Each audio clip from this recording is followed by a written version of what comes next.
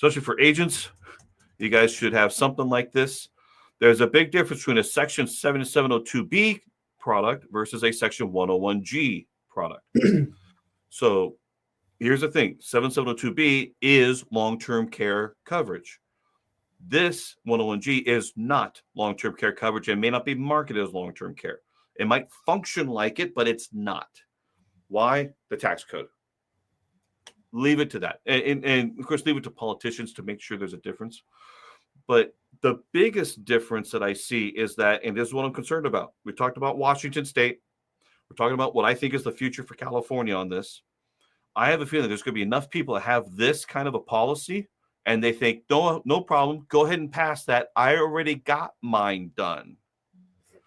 And you probably don't unless you have one of these policies, and you've got to know what the difference is. And I'm afraid at some point, someone might go to their agent and say, I thought I had this policy. That's why I voted the way I did. But apparently I only have this policy, and now I've got to pay more out of my paycheck. Why is that?